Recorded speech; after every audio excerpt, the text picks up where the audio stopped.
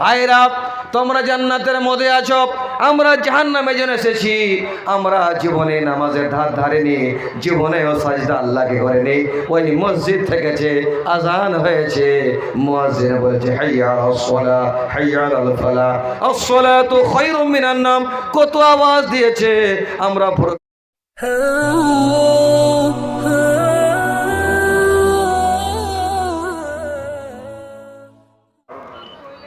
নবী করিম সাল্লাল্লাহু আলাইহি সাল্লাম তারপরে একটা ভ্রমণকারীর কথা উল্লেখ করলেন। একটা মানুষ লম্বা সফর করে, কলকাতা, হুগলি, হিলি, বর্ধমান সফর করে, আপনার মক্কা মদিনা সফর করে, অথচ অন্য রিওয়ায়াতে রাসূলুল্লাহ সাল্লাল্লাহু আলাইহি ওয়াসাল্লাম বলেছেন 3 ব্যক্তির দোয়া রদ হয় না। তার মধ্যে এক ব্যক্তি হলেন দাওয়াতুল মুসাফির, মুসাফির মানুষের দোয়া রদ হয় না। তাহলে এই হাদিসে বলা হচ্ছে যে মুসাফিরের দোয়া কবুল হয় না। কেন হয় না? ওর 4টে কারণ। সুম্মা যাকারা রাজুল ইউতিলুস সাফার, অনেক লম্বা সফর করে, তার মাথার চুলগুলো উস্কো খুস্কো হয়ে যায়। সফর করার কারণে, লম্বা সফর করার কারণে, লং টাইম ধরে সফর করে, ভ্রমণ করে। আর এই লোকটা ইয়ামুদ্দু ইয়াদাইহি ইলাস সামা, আকাশের দিকে 2 হস্তকে উদয় করে প্রেয়ার করে, ইয়া রব্বি ইয়া রব্বি মুনাজাত করে, অথচ দোয়া কবুল আর মঞ্জুর হয় না। কেন হয় না? আল্লাহর নবী জনাবে মুহাম্মদ রাসূলুল্লাহ সাল্লাল্লাহু আলাইহি সাল্লাম 4টা কারণ বললেন। মাতআমুহু হারামুন, তার খাবার হচ্ছে হারাম। ওয়া মাশরাবুহু হারামুন, তার ড্রিঙ্কের জিনিস হচ্ছে হারাম, পানের জিনিস হচ্ছে পানি পান করে সেটা হলো হারাম। ওয়া মালবাসুহু হারামুন, তার আল বডির মাথা থেকে নিয়ে পায়ের তলা পর্যন্ত তার সমস্ত পোশাক হচ্ছে হারাম। ওয়া গুদিয়া বিল হারাম, তার সমস্ত আহার হচ্ছে হারাম। ফাআন্না ইস্তাজাবু লিযালিক, কি করে তার প্রেয়ার কবুল হবে, মুনাজাত কবুল হবে? আল্লাহর দরবারে এখানে দোয়া কবুল হবে না। আবু হুরায়রা বলেন قال رسول الله صلى الله عليه وسلم يأتي على الناس زمان لا يبالي المرء ما خدم من الحلال أم من الحرام رواه البخاري। হযরত আবু হুরায়রা বলেন, আল্লাহর নবী জনাবি মুহাম্মদ রাসূলুল্লাহ, মহব্বত করে বলি সাল্লাল্লাহু আলাইহি সাল্লাম, তিনি বলেছেন এমন এক জামানা মানুষের কাছে চলে আসবে, মানুষেরা রুজির তালাশ করবে, অনুসন্ধান করবে, মানুষেরা রুজি উপার্জন করবে, টাকা পয়সা আয় আমদানি কামাই করবে, কিন্তু মানুষেরা একটুকু পশ্চাতে ঘুরে দেখবে না, পিছনে ঘুরে দেখবে না, হালাল তরিকায় আমার উপার্জন হচ্ছে না আমার হারাম তরিকায় উপার্জন হচ্ছে। এখন যদি আপনার গ্রামের মধ্যে, আপনার সমাজে, আপনার সোসাইটির মধ্যে যদি 100টা বাড়ি থাকে, মোটামুটি 99% দেখবেন আপনি মানুষেরা সুদে লিপ্ত হয়ে আছে। মৌলবীর বাড়িয়ালি স্কুলে জয়েনিং, তাহলে সব মৌলবী নয়, কিছু কিছু হাজির বউ বেটি স্কুলে জয়েনিং করা আছে, কোনো অসুবিধা নাই। আবার তাহাজ্জুদের নামাজ রাত্রে পড়ে আর আল্লাহর কাছে প্রার্থনা করে, কেঁদে কেঁদে চোখের পানিগুলো গুঁড়ো গুঁড়ো করে আল্লাহর জমিনে পড়ে যায়। আল্লাহ তাবারক ওয়া রাসূল বলেন, তুমি যতই কাঁদো না কেন আল্লাহ তোমার দোয়া কবুল আর মঞ্জুর করবে না।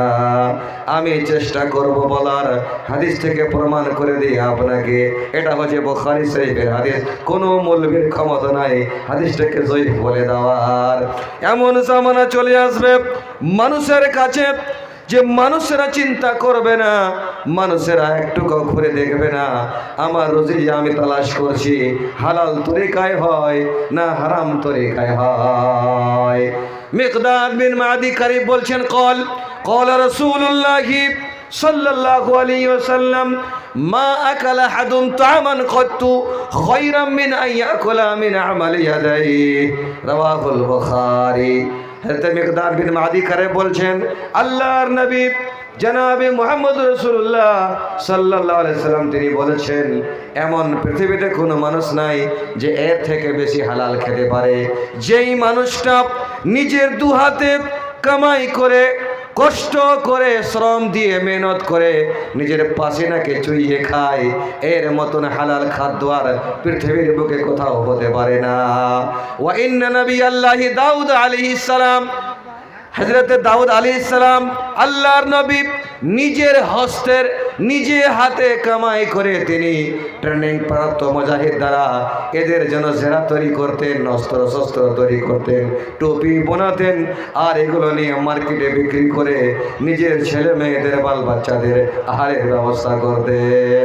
তাই তো আল্লাহ বলছেন, ইয়া আইয়ুহাল্লাযীনা আমানু কুলু মিন তাইয়্যিবাতি মা রাযাকনাকুম, ঈমানদারগণ, আমি আল্লাহ তোমাদের যে হালাল তোমাদের আমি আল্লাহ রুজি দিয়েছি, ওই হালাল রুজি থেকে তোমরা খাও, তোমরা হারামের দিকে মুখ বাড়াতে যেও না। কয়টা মানুষ আমরা হালাল খাই, আর কয়টা মানুষ আমরা হালাল পোশাক পরিচ্ছদ করি, আর কয়টা মানুষ আমরা হালাল পানি পান করি, কয়টা আমরা মানুষ আজকে পৃথিবীতে আল্লাহর জমিনে আকাশের নিচে জমিনের উপরে আমরা কয়টা মানুষ সঠিক পথ অবলম্বন করে রসুলের আইন মোতাবেক আমরা নিজের আমলকে আমরা চালাই, নিজে আমরা বুঝতে পারি, আমরা ফলো করছি। ভাইজান, সারা জীবন জলসা শুনে লাভ হবে না যতক্ষণ না আমরা হারাম থেকে বিরত হতে পারবো। সারা জিন্দগি কোরআন তেলাওয়াত করে লাভ হবে না যদি আমরা হারাম থেকে মুখ না ফেরাই। আমার ভাইরা, আমার বন্ধুরা, আপনি দেখেন আমার সমাজে, আমার গ্রামে যে এখন মানুষ কত ব্যাংকিং কারবারে আমরা লিপ্ত হয়েছি। গাড়ি তো পয়সা নাই, নিয়ে নাও কিস্তিতে, কিস্তি একেবারে হারাম, ডাহা হারাম, টাটকা হারাম। কে আপনাকে হালাল বলেছে? আপনাকে কে বলল যে আপনাকে টেম্পো নিতে হবে, কিস্তির উপর দিয়ে আপনাকে ওখানে ব্যবসা করতে হবে?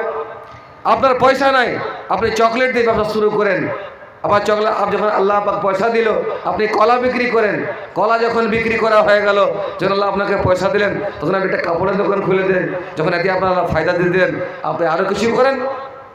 আপনাকে এটা আল্লাহ বলেছেন যে তুমি একবারই বোয়ালের মাছটা ধরো, আগে পুঁটি মাছ খাও, সাঁটি মাছ খাও, তারপরে তুমি বড় মাছটা ধরো। কিন্তু আমাদের তো সে না লালাচ, আমাদের লোভ, খুব লোভ মহাপাপ, খুব আমাদের লালচ, বুঝতে পারলেন? আর যত মালদার, যত শিক্ষিত, আর যেই বাড়িতে যত বেশি নামাজি, ওই বাড়িতে অত হারামের ব্যবহার চলছে, কোনো দ্বিধা নাই। যা হবে দেখা যাবে। কাকে জামাই করবে? যার পকেট গরম আছে। আরে ভাই, তুমি যদি ঘুষ দিয়ে চাকরি বাকরি করে থাকো, তোমার তো শুরুতেই তোমার হারাম। যত তোমার আলে আওলাদ খাবে, তোমার যতগুলো নসল তৈরি হবে, সমস্ত শরীরে রক্ত মাংস হারাম হবে। এর জন্য উপযুক্ত শাস্তি হলে জাহান্নামের আগুন। ওয়ান জাবরিন قال قال رسول الله সাল্লাল্লাহু আলাইহি ওয়াসাল্লাম লা ইয়াদখুলুল জান্নাতা লাহমুন নাবাতা মিনাস সুহতি। হযরত জাবির বলেন, আল্লাহর নবী জনাবে মুহাম্মদ রাসূলুল্লাহ সাল্লাল্লাহু আলাইহি ওয়াসাল্লাম তিনি বলেছেন, ওই বডি, ওই শরীর, ওই আত্মা আল্লাহর জান্নাতে প্রবেশ করতে পারে না যেই আত্মাকে, যেই বডিকে হারাম মাল দিয়ে লালিত পালিত করা হলো, একের পরমারিশ করা হলো। কারণ হলো ওয়াকুল্লা লাহমিন নাবাতা মিনাস সুহতি কানাতিন নারু আওলা বিহি।